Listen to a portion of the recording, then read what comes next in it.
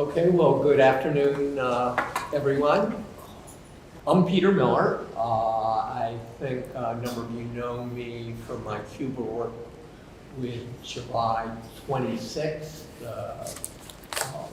July26 Coalition of Boston. But I am actually a relatively newcomer to that group and have been a member of Brookline PAX for 40 years. So I'm offering this welcome for Brookline PAX as much as for July 26th. A lot of people don't know that Brookline PAX does these kinds of programs. I mean, it sort of has a reputation for being, you know, pretty locally focused on a number of Brookline-specific events. But Brookline PAX's slogan is "Think globally, act locally," and that comes from a long tradition of being involved in international affairs and international public policy. If you look on the Brookline PAX website, you'll see, I don't know if you look on this program to the Brookline flyer about it, you'll see that there's a long history of doing these kinds of programs. That the founders, Ben and Ethel Alper, were actually active in the working for the Republic in the Spanish Civil War, and throughout the 50s, 60s, 70s, Brookline PAX was involved in a lot of international programs, and in fact, the flyer links to a number of these programs, including a piece that was just revised last year called 6 Decades and Still Kicking. And there you can see town meeting resolutions against the war in Iraq and the invasion of Afghanistan and a lot of other issues like that. But I think for the last 7 or 8 years, the main international area that Brookline PAX has been involved in is US-Cuba relations. And while a lot of that isn't on the PAX website, if you go to July26.org and put in Brookline in the search July26, you'll see 3 pages of articles about projects and activities involving Cuba that Brookline PAX has been involved with.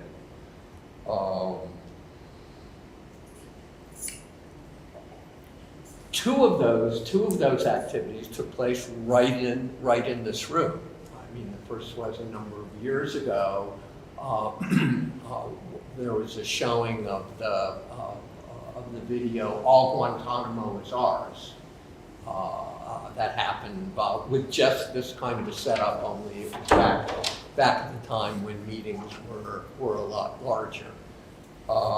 This was also the site of, in fact, they were arraigned over there, the opening of the Leonardo Padura week-long festival that was supported throughout Boston, had its premier program right here in this room that was introduced and emceed by Zvi Sussen, who was Brookline's first poet laureate. So that was a really wonderful program too.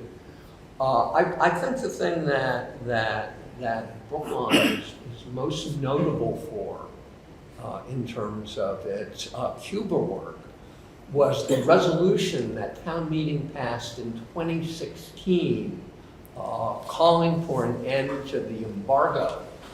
And what was significant about Brookline taking that action is that at that point, at the spring town meeting, there had only been 3 other communities in the United States that had done that. And they were the 3 communities of Oakland, Berkeley, and Richmond in the San Francisco Bay Area.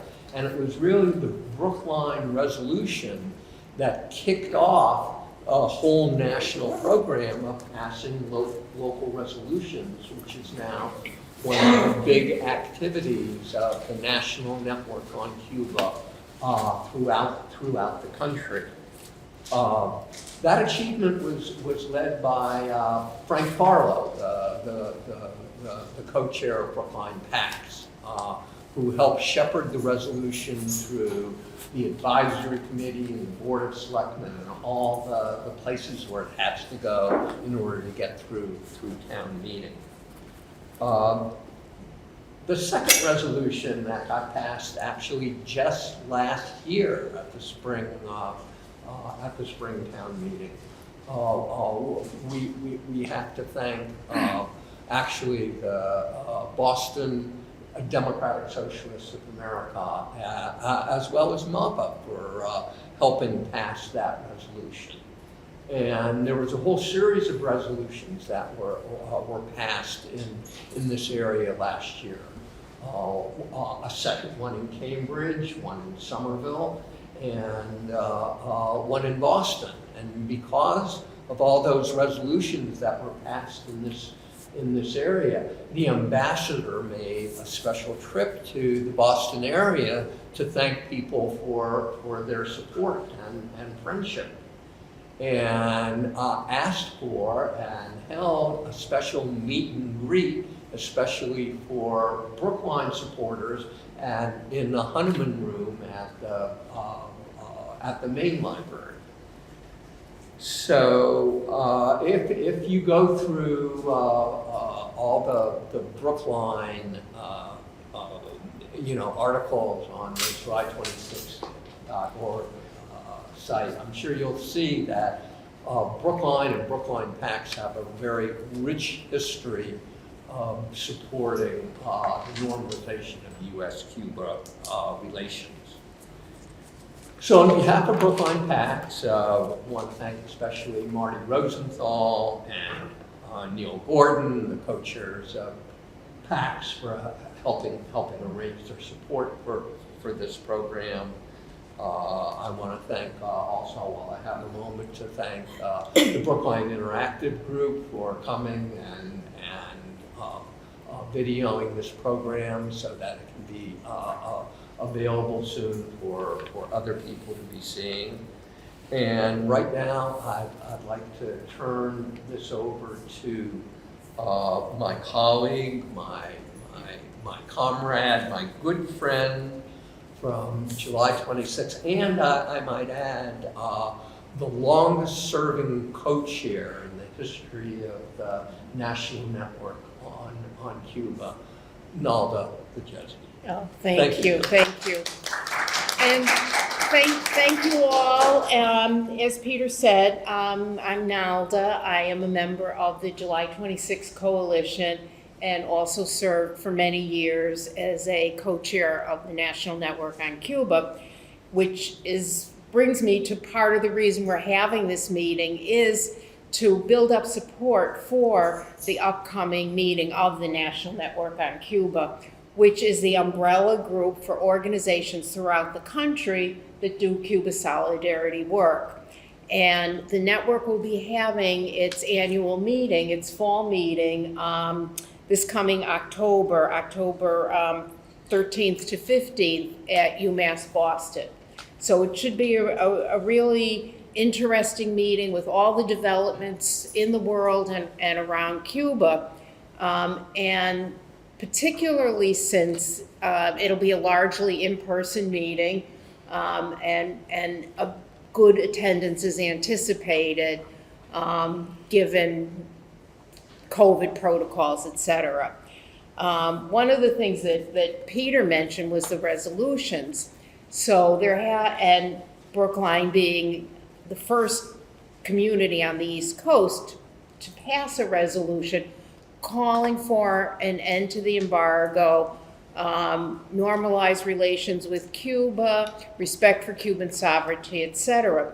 Well, now there are over 100 resolutions that have been passed in over 30 cities, a number of state legislatures, unions, and so forth. So there's over 100. So, and that represents over 54 million people. So in the opinion of 54 million people in the United States, this policy has to change. So there really is public sentiment for it, and there needs to be, greater awareness, greater action, greater activity in order to push our legislators to making the absolute necessary and long overdue respect for Cuban sovereignty. Another thing that's going on now is there are meetings in the United Nations around Cuba. There were a number of speakers at the United Nations in the past week offering remarks, and this is all leading up to the UN vote, which will be coming up. And every year, the United Nations states its position and takes a vote condemning U.S. policy. And last year, in 2022, the vote was 185 nations in the world condemn the U.S. policy, and only 2 nations voted against it. Those 2 countries, of course, being the United States and Israel. But 185 countries, 185 member organizations of the United Nations condemn this policy.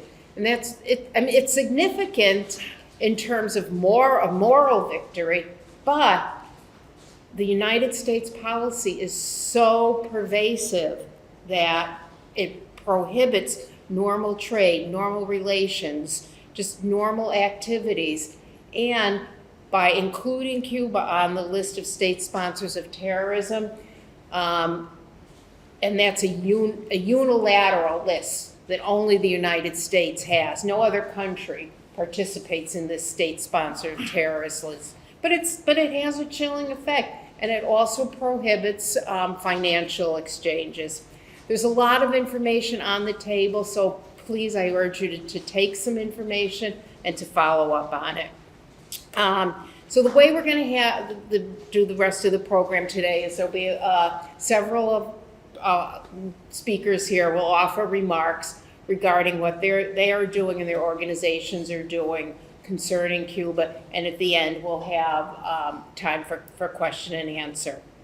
So having said that, first, and also thank you so much to Brookline Interactive for coming out here and for filming this. It's really will give many people an opportunity to see the program and to learn about Cuba and be motivated to take action. So the first person that I'd like to ask to offer some remarks is Cole Harrison, who is the Executive Director of Massachusetts Peace Action, MAPA. He visited Cuba for the first time as part of MAPA's delegation in 2022 and is on the committee organizing MAPA's next trip in January of 2024. So we'll be getting more information about that. And the MAPA was instrumental. Peter mentioned the visit of the ambassador, and that was the Cuban ambassador to the United States, Liliana Torres Rivera. So she came to the greater Boston area in 2022 and met with, among other organizations, the Brookline City Council, Boston City Council, and MAPA was instrumental in arranging those visits and the subsequent passing of resolutions calling for an end to the U.S. embargo. Thank you. Does anyone know what's coming up on December 2nd this year? December 2nd, a major anniversary. Anybody know? 200th anniversary of the Monroe Doctrine. The Monroe Doctrine was the doctrine in which the United States asserted primacy over the Western Hemisphere. That if any country in the Western Hemisphere wanted to have relations with the country outside of the hemisphere, that would be a problem for the United States. So that policy of hegemonism, right, is still in place today. And in fact, it has grown to extend over the entire world. The United States is now a hegemonic power that really tries to dictate the future of the entire world. But that policy is running into a lot of problems. There's a lot of countries in the global south that don't want to be dictated to. So there's increasing tension in world politics today, in world geopolitics. There's a new Cold War. But as for Cuba, the United States has imposed sanctions on Cuba ever since the Cuban Revolution, like a couple years after the revolution, by about 1962, with the Cuban Missile Crisis, with the Bay of Pigs. You've had a firm policy of sanctions on Cuba that has never been broken. And now it has, actually Obama tried to relax it some. He did restore diplomatic relations. And he called on Congress to relax the sanctions, but Congress didn't. And then Trump made the matter much worse with this state sanction on terrorism that Nalda mentioned. This is a new level of escalation of the sanctions on Cuba, which really make it impossible for any third party. Not only can the United States not trade with Cuba, but even a third country cannot trade with Cuba, like a company, a Mexican company, a Spanish company, cannot trade with Cuba and also trade with the United States. So those companies are in fear of losing their market in the United States if they trade with Cuba. This type of third-party sanctions, where the United States isn't just controlling its own economy trade, but is trying to control and having some impact, because the United States is such a big economic force, influencing what other countries can do. So this is causing incredible hardship on Cuba. Biden has not repealed this ridiculous policy, a state-sanctioned, state sponsor of terrorism. You tell me, is Cuba a terrorist state? Has Cuba imposed terrorism on anybody? It's ridiculous. It's ridiculous. And yet this is still in place today, almost 3 years into Biden's term. He was Obama's vice president. He hasn't relaxed this. Now, actually, Menendez is out. Does everyone know? The Senate, one of the bulwarks of the crackdown on Cuba policy in Congress, Senator Robert Menendez of New Jersey. He's a Cuban-American senator, conservative Democrat. He's done a lot of other bad things, not just to Cuba, but he was also really very instrumental in preventing Biden from resuming the Iran deal as well. But he got, arrested by the FBI on Friday for they found like $500,000 of bills and some gold bars on his person, right? So that's how corrupt this senator is. But he's out, at least for now, and so I actually don't know who's coming in. So there might be an opening there, but there is a political basis to repeal this policy. How many? 54?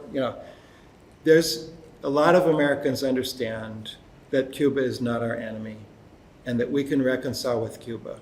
So this is a winnable campaign, and we have to pursue it.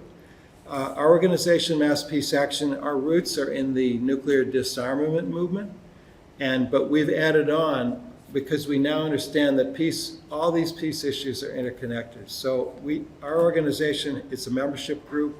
We have about 2,000 members in our state that provide financial support, and we have maybe 125 volunteers that participate in one of our working groups. They're activists. They do something regularly. And one of those groups is our Latin America and Caribbean working group, and we have a Cuba sub-team. Actually, Claire is one of the co-chairs of that sub-team. Actually, Nancy is also involved in our racial justice working group, and she's heading up our campaign to tell high school students that they don't need to enroll with the military, that there's a lot of other alternatives when they get out of out of high school. So MAPA is sort of decentralized into a lot of different projects, but just on Cuba, we really just started into Cuba 3 or 4 years ago as a priority for us, but We started with a webinar series we called Perspectives from Havana. We had a number of speakers on Zoom. Actually, Zoom doesn't work in Cuba, but because of the blockade, right? But so it wasn't the most ideal, but we did hear those speakers. We initiated a StandOut series. Today's StandOut down by Coolidge Corner that Peter and the Brookline PAX organized is it's a monthly series. We do it in different places each time, in different parts of the Boston area. We're starting to repeat. This is our second visit to Coolidge Corner. I'm sure it will not be our last. And so I don't know where we're going to do it in October. I don't think we figured it out yet. So that's a monthly StandOut series to call attention to the issue and bring activists together to do some outreach. Lobbying, we're trying to get the Massachusetts congressional delegation to sign a letter saying that they oppose the SSOT, State Sponsor of Terrorism policy. Meeting with delegation with members of Congress about that. As Peter and Elda mentioned, we brought Ambassador Lianis Torres Rivera to Boston. That was actually her first trip outside of New York or Washington? Washington, excuse me, I got my cities mixed up. After she got here as ambassador, we had her here for 5 days. She met with Brookline, with Boston City Council, including Mayor Wu was there, with Cambridge officials and activists, also with businessmen, with scientists, and maybe it was like a whole week of meeting after meeting. So that was a very successful effort. We did our exploratory trip to Cuba. Last year, we brought 10 MAPA members, and now we're trying to organize a larger trip. This will be a Massachusetts trip to bring people both from MAPA and organizations we work with and are trying to build relations with. It's not just solidarity with Cuba, it's also learning from Cuba. Cuba can teach us a lot. They've been in the struggle for 60 years, I mean before that, but at least as a revolutionary country. Our organizers, doesn't matter what issue they're working on, can learn a lot from interacting with Cuban activists and organizers. So we hope that the people who come on our trip will not just be people who specialize in solidarity with Cuba, though of course we want some of them too. We also want the racial justice activists, the climate activists, the students, and so on to come on the trip, labor union people. So this is the flyer for that, and this is my pitch to join us in Cuba on the second week of January. We had an info session. We have a video of that. Unfortunately, I screwed up, and some of these copies are chopped up because I was chopping these up and I chopped up the schedule. But I just have 2 copies of this detailed schedule of what we're planning to do during that week. But it's an 8-day trip. We'll be like morning till night meetings with different community groups, school, the foreign ministry, everything. We'll do one night out of Havana in an agricultural area and do some voluntary work, and then we'll come back. So join us on that. And just to close, that MAPA works on other issues as well. We were down in New York for the climate march last weekend. I don't know if you heard, the 75,000 people came together to demand the end of fossil fuels because there's a UN summit demanding that Biden take action and stop permitting fossil fuels. And next weekend we'll be calling for an end to the war in Ukraine. We have a rally at Downtown Crossing, Park Street, next Saturday at noon. So thank you for being here, and solidarity.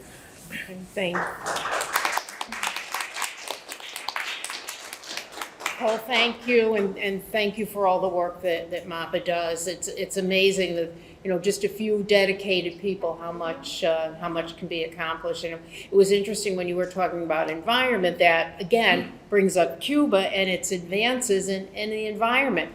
Greenpeace said, I believe it was one of the big environmental groups, said that Cuba is the only country in the world to meet sustainability goals. Mm-hmm. So Cuba is really in the forefront in so many areas, and unfortunately, we don't hear about it because besides there being an economic blockade, there's an information blockade, and so little of the positive things that Cuba does gets out into the media. That Cuba was in the forefront in combating COVID and sent thousands of volunteer doctors to countries around the world, first world countries that did not have the capacity to treat COVID. And Cuba sent that as its debt to humanity. Cuba sees medical care and doctors and nurses and healthcare professionals as basically as fulfilling an obligation to humanity. And this is the kind of thing that you'll learn about if you go on the MAPA delegation, or really any delegation. But moving along, let's hear, if we could hear a little bit from Carol Piñeiro about a country in Latin America with whom Cuba has excellent relations, and the history of the Nicaraguan city and Brookline's relationship since 1987, 35 years, this group has been in solidarity. So Carol. Thank you. My name is Carol Piñeiro, and I'm the president of Brookline-Quezalguaque Sister City Project. And we're talking about resolutions passed by the town, and in 1987 they passed a resolution making Brookline and Quezalguaque sister cities. So we've been an official sister city of that small town in Nicaragua, which is a little bit south of León. So you can now go up to León and then down to Quezalguaque. And speaking about solidarity, I know many Cuban doctors go there every once in a while, and they do things like, there's chronic kidney disease in the tropics. There are doctors that go and they test hearing, and they bring hearing aids. They do many projects, and they go, as you have said, in a volunteer manner. They stay with people in the town, and then they do their work, and then they travel around Nicaragua doing those projects. We have been down there since 1987. One of our founders was Maxine Shaw. One of our former presidents was Carol Caro, and she still does a lot for the organization. And from that time, we built a community library where they have a lot of books that they read. Plus, it's a meeting space where they hold town events and many different events and meetings take place at the library. We have sponsored art classes, so we have a talented artist from Nicaragua, and they teach the children art. And they have wonderful paintings. Carol has several in her house. We all have paintings that we buy when we go down there. One of our most recent projects with the Rotary is a water project. So they revised the whole water system because people there have chronic kidney disease and they weren't sure of the origins of that disease. And so they said, well, we've got to start with water because if you drink a lot of soda, Coca-Cola, you're not getting the hydration that you need because it's a lot of sugar and things your body doesn't need. So they have revamped the whole water system, put piping in, pumps, solar power in many of the pumping stations so that when the electricity goes out, the water keeps pumping because there the electricity goes out a lot when there's storms. No water, no drinking water, no washing water, no water to wash your clothes. So we've done that project and we're almost finished, but we're still fundraising to do the last few bits of solar panel installation so that, when there is a blackout, there will be water. We've done computers in the classroom. We used to send down until COVID and until the political situation got a little worse, groups of public health students, and they always did a project in the summer. They stayed there for 6 weeks, stayed with the families, and did the project with the community, a community-based project that the community wanted. So they would tell us what they wanted these students to do. So anyway, I would like to close with I won't say a fundraiser, I'll say a celebration event at Brookline High School on Thursday, November 9th. And I put some of these flyers back there. We're going to have Dr. Madeline Scammell, who has worked in chronic kidney disease. She also works in global warming. She works in Chelsea and East Boston, how to mitigate the heat that is in those very crowded communities where we all know a lot of immigrants, asylum seekers live. And she's going to speak on her work in Nicaragua, her work here, and the Melcocha Trio, which is a Latin band, is going to provide the music. We'll have some light refreshments, dancing if you want. And I want to say that I went to Cuba first in 2001 to a linguistics conference in Havana, the University of Havana. And I always wanted to go out dancing in Havana, but for some reason we didn't. The people I was with, the ladies were too scared to go out at night. I don't know why. But anyway, if you're going to go dancing in Havana, I will die for that. We can definitely provide dancing. That's not a problem. Okay, thank you. Please take a flyer and please come and celebrate with us on November 9th.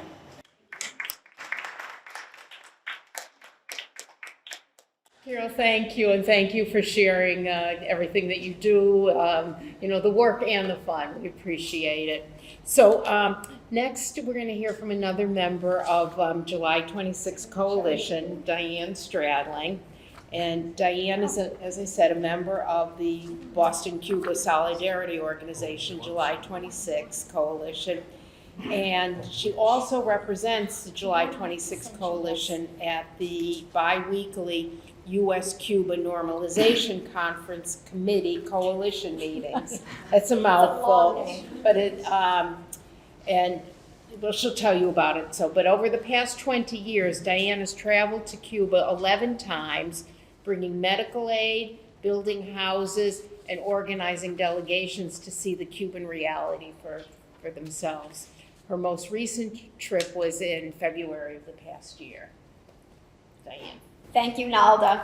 And before I start, I wanted to mention to Carol that it's interesting that the women you were traveling with were afraid to go out at night, because I cannot imagine any place on this planet that is safer to go out at night, a woman by yourself, than Cuba. It is amazing how safe you feel, how safe you are in Cuba. So I'm sorry they didn't get the opportunity to do that, but Cuba is one of the places that I love to go to for many reasons. And one of them is how incredibly safe Cuba is. And people just are surprised about that, but it actually is. So I am tasked this afternoon with reviewing for you the final action plans of this conference that I went to in March in New York. And, excuse me, it's the second time that I attended. I think it might have been their second conference. I'm not even sure. I think the last one was in 2018, I think. Anyway, the final action plan, I'm just going to briefly go through it with you because it's really important to see what comes out of a conference and what we are then charged with taking on. The first part of the action plan deals with travel. You've already heard people talking about travel. If you haven't been to Cuba, if you have any friends who haven't been to Cuba, if you have a spouse, if you have a child, if you have anybody that would benefit, and everybody would benefit from understanding the Cuban reality, go to Cuba. There is no experience like it. You learn so much. So Cole's trip, the MAPA trip, sounds wonderful, and please try to get there, and enjoy as much as you can. The conference committee is promoting all travel. We're especially interested in solidarity travel, but with brigades or delegations, but they promote all travel. Why is travel so important to Cuba? Cuba needs the money. Let's be honest, they need tourism. There are a lot of places on this planet that exist because of tourism, that are able to support themselves because of tourism. And Cuba is absolutely up there right now. It's very important. If you want to support Cuba, if you want to learn about Cuba, go to Cuba. You can't take a cruise ship there. Unfortunately, this is kind of crazy, but what has happened is that the companies that owned the docks where the cruise ships land have been suing for anybody who is now using that, who lost during the revolution, whose land was taken and compensation was offered, and some of them took compensation and some didn't. And because of Title III now of the Helms-Burton Act, this is a whole story I won't get into now, but because of that, people are able, who claim that they are the relatives of the people who own that land, can now go to US courts and sue those people for using their property. And it's starting to happen, and it's horrible, and it's created a lot of difficulty for the Cubans. And the suing is they're not suing Cuba, they're suing a country in France that brings people from France. We're not talking about US, we're talking about France brings people to Cuba on a cruise ship. They won't do it anymore because they're afraid that they're going to get sued in US courts, and they paid for that, millions of dollars. So there are virtually no cruise ships going. Last month, JetBlue decided not to travel to Cuba anymore. They were one of the airlines that a few years back I was so excited. Right before COVID, JetBlue started flying from Boston direct to Havana. You bet I was on that flight. What a joy to be able to get into an airplane and land in Havana without having to stop in Florida and change planes.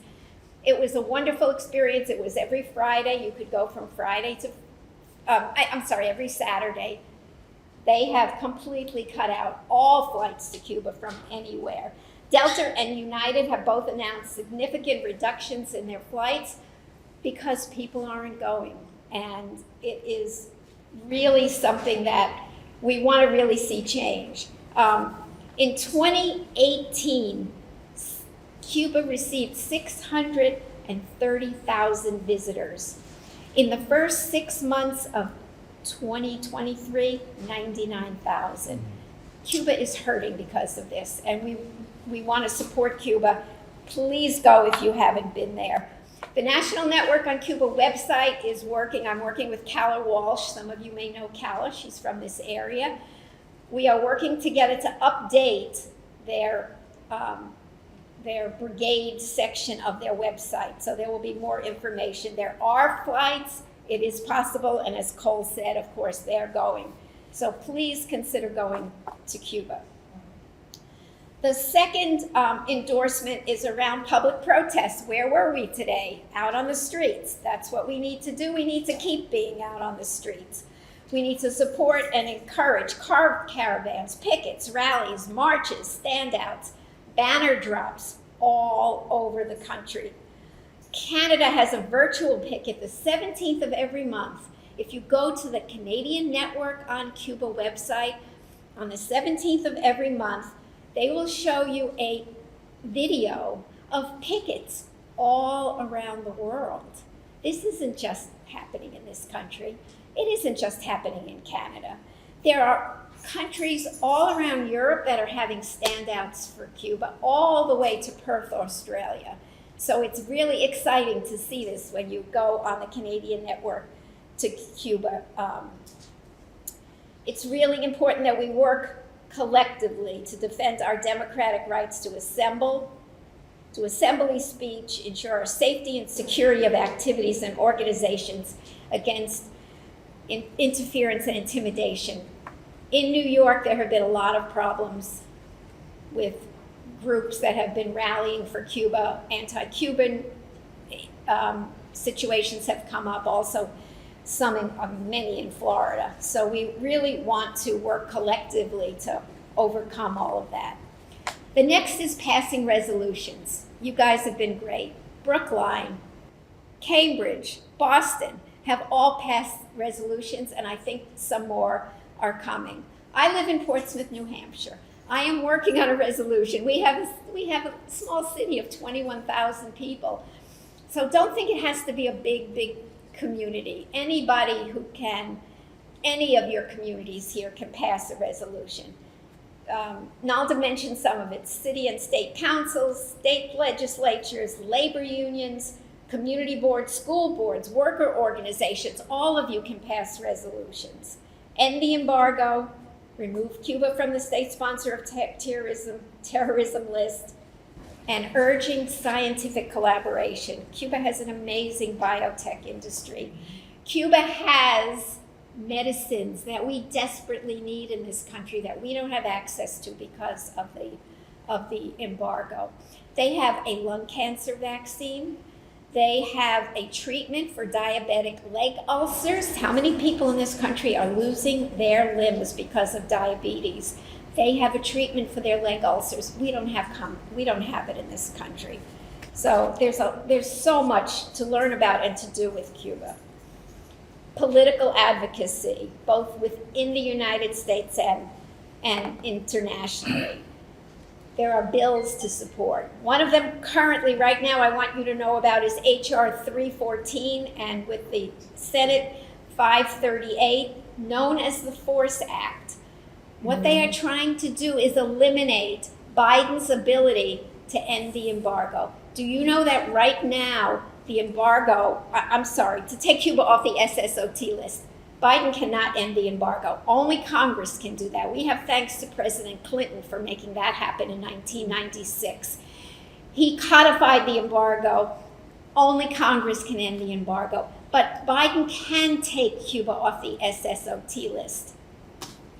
I have postcards for you.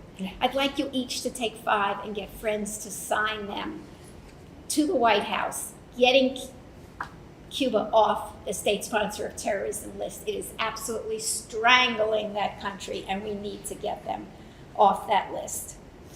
The 1,000,000 signatures for Cuba, there's information about that on your table. Let me see. Okay, that's something else. 1,000,000 signatures for Cuba. We're trying to get 1,000,000 signatures asking to get off the state sponsor of terrorism list. So sign a postcard and go to that. There's a code there for you to get on to that information. Taking humanitarian material aid to Cuba via organized campaigns or individually. The Calixto García Hospital is the major hospital in Havana. They have 23 operating rooms, and until recently had 2 working anesthesia machines, 2 of them. The Solidarity community got together and raised money to buy them 5 more machines so that their doctors, they have wonderful doctors, they don't have the medicines they need, they don't have the medical equipment they need, they don't have the tools that they need. So we are all working together to be able to get that. So that was a big campaign. There was another big campaign when COVID came out and the US refused to sell, not give, sell vaccines to Cuba. They absolutely refused to do it. Cuba made their own because they have the ability to do that. They can't make everything because there are products they need that they can't get. But for vaccines, they made their own vaccine. They didn't have syringes. They couldn't get them into people's arms. We raised the money. We sent them syringes. So did Canada. So did Mexico and other countries to make sure that the Cubans got vaccinated. Their COVID rate has been very, very low. So individuals, whenever we take a group, and I'm sure this is going to happen with MAPA too, each person brings one carry-on for themselves and one 49.5 to make sure you're under the 50-pound limit, 49.5-pound suitcase full of medical supplies. And I want to tell you something that I found out when we were collecting medical supplies for the delegation that I took to Cuba. There's an amazing amount of medical equipment and supplies in this country that get thrown in the trash. You can have access to them. I went to my local hospice organization. They said to me, when we leave medicine with somebody, even if it's unused, unopened, we cannot take it back. They have to throw it out. When you get anything, any medical supplies sent to you, it can never be returned. Completely packaged, everything gets thrown out. There are a lot of supplies. If you find your local hospice or other organizations that deal with that, ask them. They will give you supplies. Fill that suitcase up and take it with you because Cuba needs it and we're throwing it in the garbage. Education. There's a lot of misinformation out there. People come to me and they say, Diane, I heard Obama ended the embargo. No, he didn't end the embargo. He did some good things. He did some not such good things. He did not end the embargo. People have a lot of misinformation. We need to get the correct information out to people so that they understand what this situation is. Any audience, anytime you have an opportunity to speak before a group, see if you can do a program about Cuba. Go to your local senior center and say, I'd like to do a slideshow on Cuba. And we want to reach out to other areas, people who we could be making contact with, other kinds of organization. So make sure to include, if you do any Cuba education, try to include Cuba voices. None of us are Cuba voices here. We try, but I guess, I don't know if we have something that we're doing with a Cuba voice. We want the Cubans to be heard. We don't want to only be speaking for them. We want to make sure that that happens. Let me see if I missed anything here. Protests, political advocacy. Okay, I'm almost done. Guantanamo. 120 years ago, when Cuba wrote its constitution, when it was supposedly freed after the Spanish-Cuban-American War, by the way, that's how Cuba refers to it. We somehow leave Cuba out of the Spanish-American War when we teach in this country. But it was the Cubans who almost had the Spaniards out of their country. The U.S. Maine blew up. There was a whole to-do, and the U.S. stuck its nose in there. The war was over, and so now Spain leaves, and Cuba is stuck with us, and they didn't want us there. So they had to agree, in order to get their constitution written, they had to agree to certain requirements for the U.S., and one of them was 3 military bases were included in the new Cuban Constitution that was signed in, I think it was 1902. And 2 of them have closed and 1 still remains, and we all know what that is, and that's Guantanamo, and it's been there for 120 years. And Cuba wants it back. We talked about Linnaeus Torres Rivera, who was here. I had the privilege of sitting right opposite her during dinner when she was here in Boston. And I said to her, what is the most important thing that the Solidarity community can do for Cuba? And she said, get us off the SSOT list. It is strangling Cuba. States, they are not a sponsor of terrorism. If anything, we're the terrorists. Look what we're doing in Guantanamo. We have blown up airplanes with people, paid people. This is all, of course, something we have to understand and look at a little bit more. But we have been supporting terrorists against Cuba for a long, long time, and we really, really need to take a look at the millions of dollars that are your taxpayer money that goes every year into um, making Cuba miserable, and in a variety of ways. Okay, there's a couple of things coming up I want to tell you about. This Thursday, there is a webinar called Cuban Economy Under Siege. It is this Thursday. We have a flyer about it here. Dr. Helen Yaffe, if you haven't heard her, if you haven't read her books, treat yourself. She's an amazing supporter of Cuba. She is both an activist and an academic, a rare combination. So please look at this Thursday. There's a webinar, there's a flyer about it here.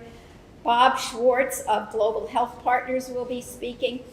Global Health Partners are the people who got the anesthesia machines and the syringes to Cuba. Friday, October 6th, anniversary of terrorism in Cuba. It is the anniversary, the unfortunate anniversary of the Cuba-Barbados flight that was shot down. There's an action in Times Square if anybody cares to go to New York for that. It's dubbed the International Day Against Terrorism. The next day, Saturday, October 7th, at the People's Forum in New York. If you ever go to New York, do not miss going to the People's Forum. It's an amazing place to visit.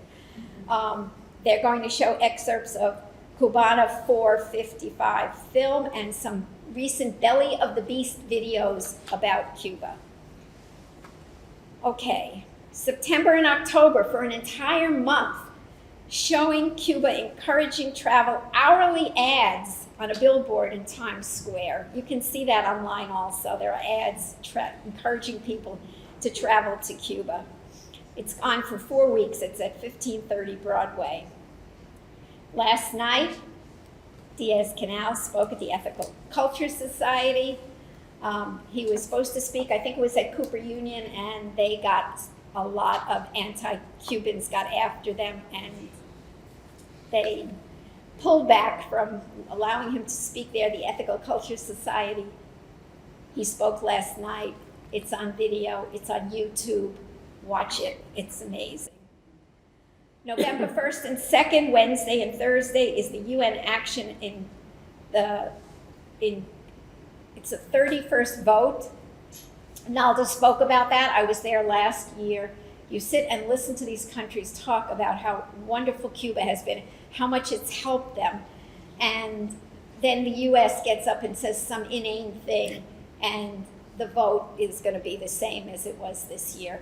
We're going to try to have some activities in New York. I'm planning to go again because it's a wonderful experience. It was fun to go into the chambers of the UN, and I said, I haven't been here since the 4th grade, so I really enjoyed being there again and seeing it. So I think that's all I have. Please take some of these postcards, and please make sure that you sign the 1 million people petition. We really would like that signed by December, and we have to keep pressure on the administration.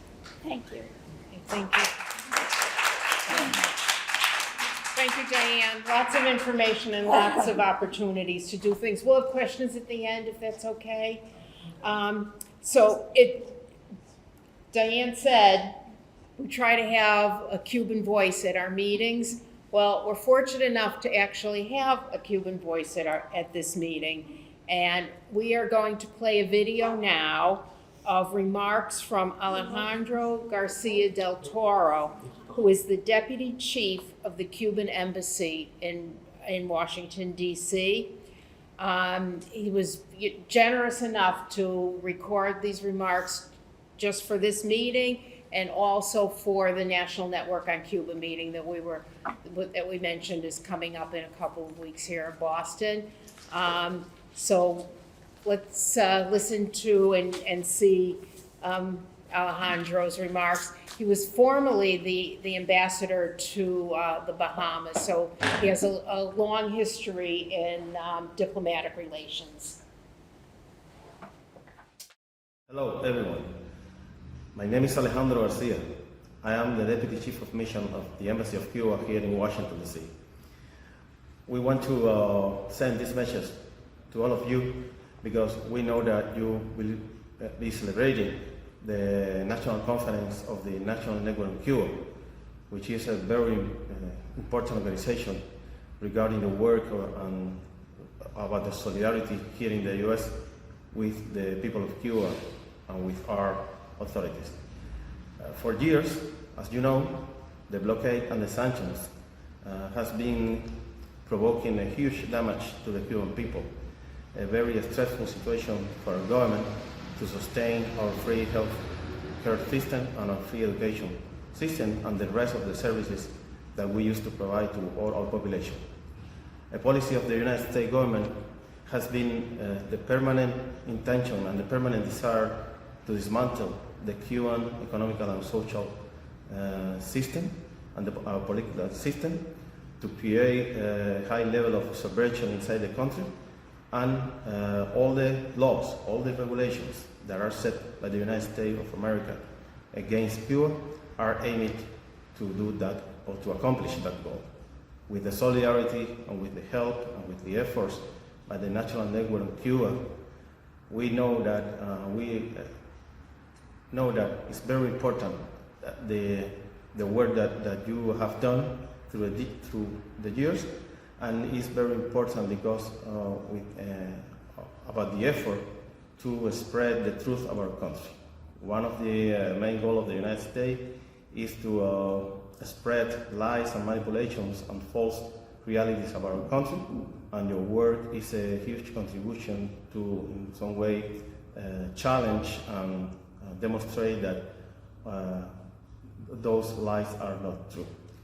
As you know, the sanctions and the blockade in general is a policy crafted and designed here in Washington, D.C., and is the most lasting, comprehensive, and wide scheme of sanctions that the humanity have ever seen in the history. So it's very important, the work that you have done. We highly appreciate what you have done through the years, and we wanted to thank for all your efforts and all your actions. As you know, the inclusion of Cuba on the terrorism sponsor list, a decision that was taken by the Trump administration 9 days before he left the White House, and a policy that has been kept by the Biden administration, provoked a lot of problems for the Cuban banking system, for the Cuban economy, and in general provoked a lot of problems and scarcities for the Cuban population in general and for the normal work of the Cuban government. So all the efforts that you have done in the last 4 or 5 years, but mainly in the last 2 years, we, as I said before, we highly appreciate and we want to thank for that. So we are very grateful because of this opportunity that you have given to the Embassy of Cuba to convey this message to all of you, and for all of you, thank you very much.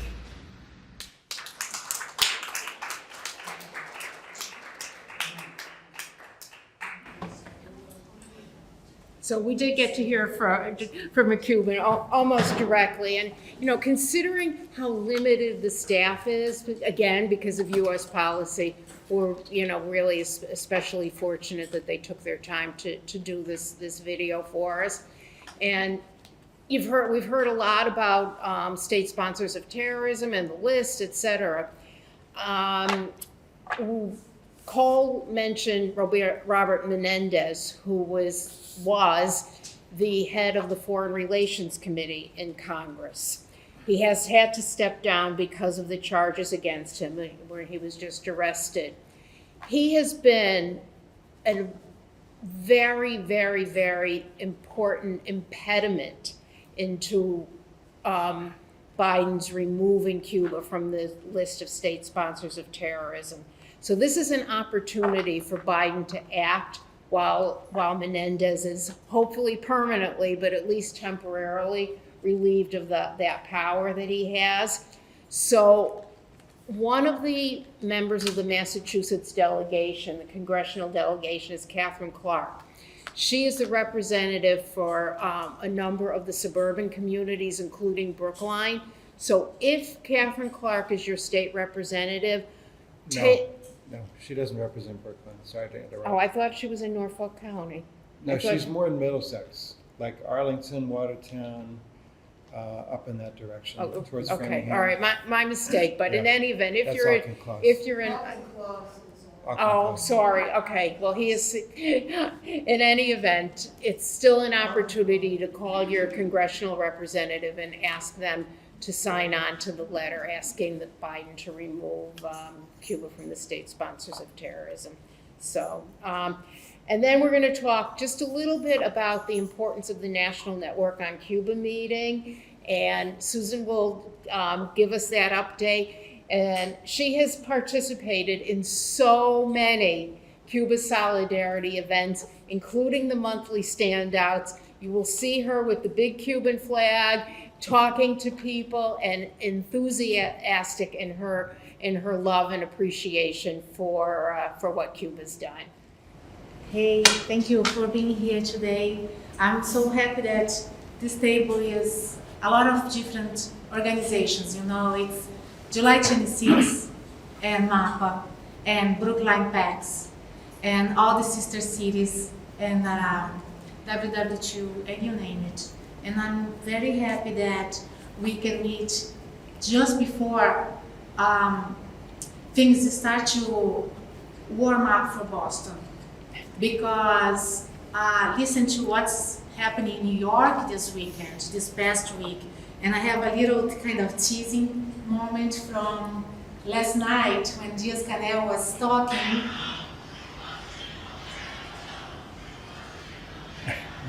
Cuba si bloqueo no, Cuba si bloqueo no, Cuba si bloqueo no. So New York was like in flames, right? So I would ask to start this saying that Boston is ready to be in flames. So please get up and roll up your sleeves like I'm doing right now, and we're gonna do like 30 seconds of Cuba si bloqueo no. Because that's how we can have to feel inside, that we have to be ready to be showing our indignation, that this is still happening, this is 60 years, and we are still talking about this. So we have to get up, please. Stay in your places, roll up your sleeves because metaphorical language is important.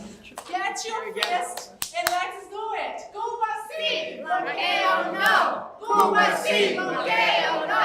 Cuba si bloqueo no. Cuba si bloqueo no. Cuba si bloqueo no. Because that's what we've been doing since I joined July26.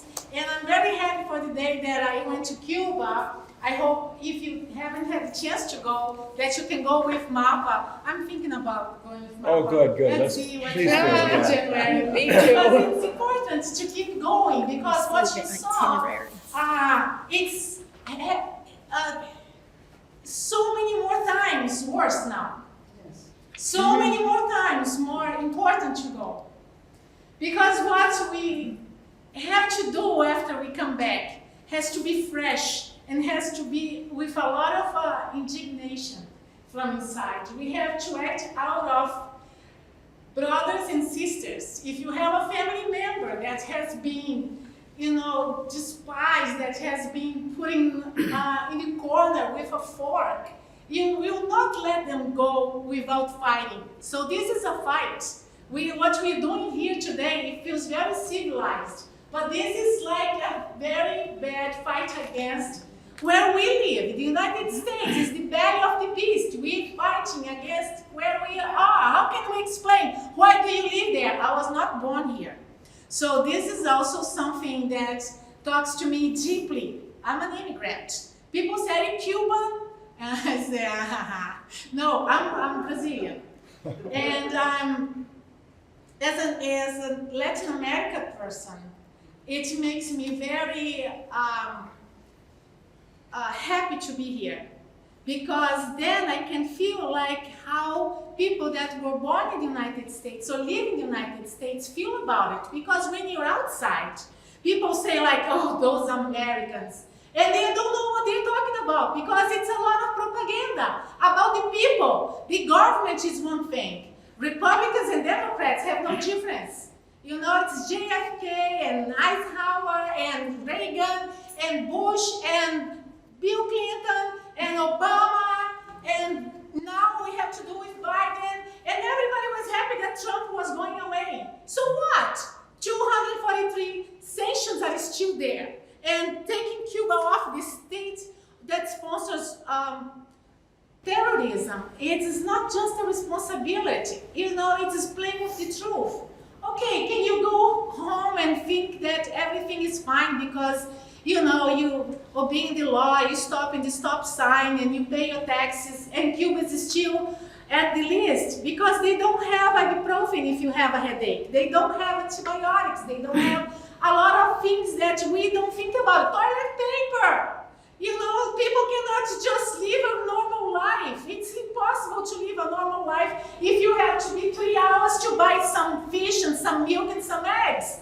You know, I go crazy market basket and it's like 30 minutes and I have everything that Cubans don't have.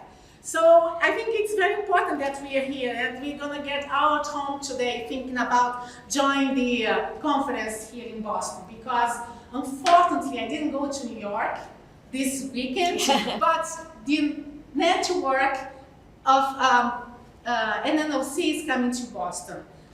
Network on National Network on Cuba. Network on Cuba. And I'm very happy that we can host them. And that for 3 days here in UMass Boston, you can go by train, you can go by bike, you can see and listen to them and be part of this network. Because what we need is a big network all the time. This village thing about raising your children, it's a village thing about taking Cuba off of the terrorist list too. And if we have them in Boston, that's so good for us. So I hope that we can all make it and we can invite our friends and neighbors and co-workers and people that you think like, yeah, in the 80s, you know, when you're thinking about Nicaragua and El Salvador and Guatemala, they can always go to talk about Cuba now and our Puerto Rican friends. And this is gonna be beautiful because we've been listening about the program and constructing the program together. And it's a lot of different workshops. That is the youth. The youth has been going to Cuba. When they come back in the airports and the customs say, give me your cell phone, what were you doing in Cuba? They are not scared.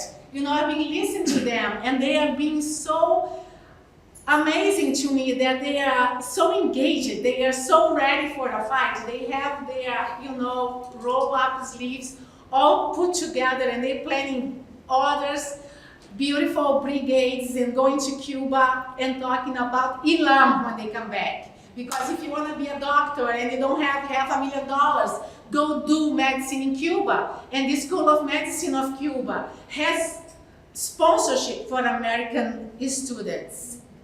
They have 12, I think, if I'm not mistaken, scholarships every single year. So you go there for 7 years that you're gonna be just talking about how to get your heart out to the poor and come back to your home country and apply that to the poor communities. And I cannot think about anything more beautiful than that you can do besides of the medical brigades. And I just want to say that as a Brazilian and having Lula back, I was listening to the presidents at the United Nations talking about the importance that it is to demand to get the countries that are under unilateral sanctions to be off of those sanctions because they are hurting the people, you know, and they are citing, for instance, Venezuela and Cuba. And I can't believe that now we have a big chance, a big momentum of turning, you know, the headlights from the upper hemisphere and go to the south and bring back, you know, internationalism and cooperation again between nations. So I'm very excited right now for the momentum that we are getting as a Latin American person, but also someone who lives here. I hope that if you want some more of these to talk to everybody, we have a bunch at the table. But I want to tell Carol that there will be dancing. Saturday. So it's gonna be Friday, October 13th. I love that, Friday the 13th. And Saturday the 14th and the 15th and Saturday. after spending this whole day with workshops at UMass Boston. There will be youth, and there will be workshop for any union people that would like to bring more solidarity between unions, Cuba, and we are learning with them. They are not learning with us. We are learning when we go there with union leaders how Cubans do their unions. And we're going to be talking about how to fight against propaganda, because it's too many $1 million against Cuba right now. So we have to fight about that too. So we're going to be talking about that. And at night we can be seeing what they are doing about their own media. And Liz Fernandez, who is a wonderful journalist that I had the privilege, it was so good that she was here in Boston. I saw her at PSL, headquarters, Boston Liberation Center, talking about what we all can watch in YouTube, which is this wonderful series, documentary series called War on Cuba. And now it's season 6. And how can we talk about, let's fight against those lies. She's gonna be here at the JP Church. Liz, yeah, Liz. Yeah. Liz, Yeah. and you can, listen to her. She's gonna be speaking in English, and we can listen to her talking about her travel around the world and travel inside the United States, talking about the war in Cuba and the Valley of the Beast, is the name of her documentary company in Cuba. So that's gonna be exciting. After Liz talks and we have Q&As, we can dance. And I have a very beautiful, talented friend, Antoine. He's from Colombia, and he's planning right now to build Cuba, and there will be a lot of songs that he's gonna be like up front playing, like Guantanamera and Yolanda, but he can also get requests. So if you want that song that you always dreamed about dancing Cuba, you can prepare and rehearse with us on October 14. That is the one piece that I'm very invested in. I'm very inside of myself. I always want to do that, which is if you're going or thinking about going to the conference, but even if you don't have time or if you're super busy this weekend because you are on call or something, and if you have a house that you can have 1 or 2 spaces for people that are coming from other states or Canada or Mexico, and we would like to have this solidarity housing going. And you can register for the conference, hopefully you can go, but registering to the conference at the NNOC page, there is a second registration list for people who would like to house other members, other activists that are doing this, and they are, paying for their tickets to come here, paying for gas to come here. So I'd like to spare them from paying for Airbnb or any hostels in Boston. So in my house, I have a 2-bedroom apartment. So I can have 4 people because I have a sofa that can become a bed. And I'm gonna take my son to his father that weekend so I can have his room. I'm planning. And if you guys can plan too, or if you wanna say like, I don't really have, but a friend of mine has or something, let's talk and let's get to the NLC page, leave a request or a question or something, because we should do this. Housing solidarity is the ultimate, something we can do for our activists and Cuban friends. And I hope that we can all meet again pretty soon in any corner in Boston with MAPA's work of solidarity with Bridges of Love. And of course, October 13, 14, and 15 at UMass Boston. We're gonna have tables, MAPA has a table, July 26, we're gonna have a table. And we're gonna be meeting people from so many places. I'm so excited because of, the accents and the literature that I'm gonna find and all the Cuba siglo que that we're gonna be doing in the beginning of each session. So thank you so much for listening to me.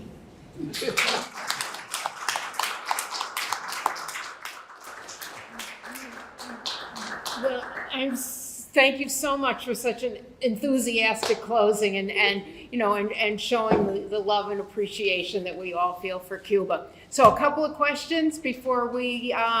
She had one over there. She has one. She raised her hand Yeah. before. Yep. Anybody else sign one a week yourself and send it out, that's fine.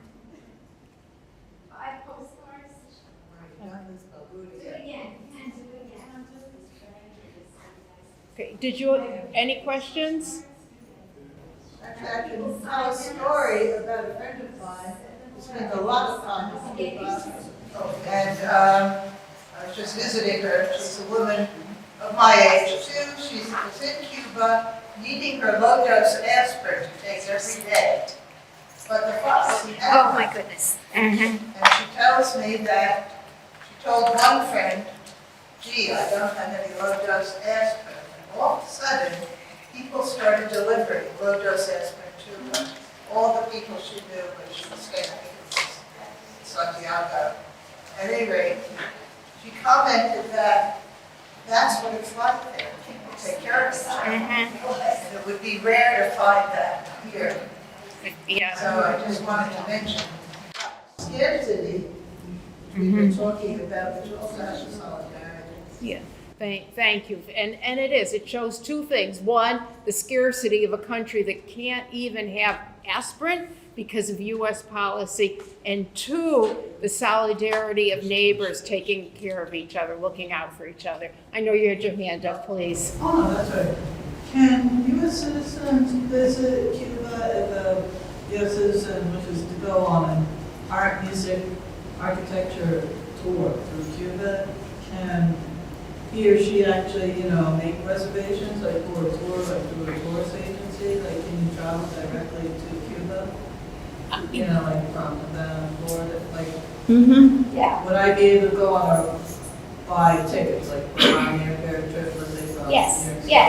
Yes, you can. You don't have to go with a group, by the way. You don't have to, but you have to have a full schedule of activities. So what that means is you have to have a program like this that shows what you're going to be doing, and it can't say, I'm spending the day at the beach, because you can't be a tourist to go to Cuba. But you can go to Cuba on, for educational purposes. So if you put together an itinerary for yourself that says, I'm going to the art museum, I'm going to the Fidel Education Center, I'm going to visit an organic farm, I'm going to, learn about Santeria, whatever it is that you make an itinerary together, you can go. You don't have to go with a group. But having said that, I don't recommend that anybody go for the first time alone, because you won't have access to the kinds of places that a group can take you to. So, so travel to Cuba is legal. Tourism, going there strictly for pleasure, is technically not permitted. But there are so many special interest groups that take delegations to Cuba. So if you're interested in art, there are for instance, museum affiliated organizations that will have a delegation.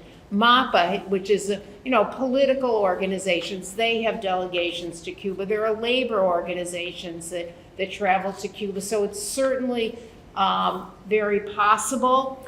And on the NNOC website, there's literature there, and you can find the NNOC website. They've promised to update it with opportunities for travel. So if you're interested in art, as I said, a number of the museums have sponsored trips to Cuba. Any other questions? Well, it's more a comment. My understanding was one of the things you really have to check off is that you're there to help the Cuban people. Right. To help support the Cuban people. And sometimes that is just like going to, a place where it will give them some income because you're going to visit the place. Yeah. One of the legal categories of travel is support for the Cuban people.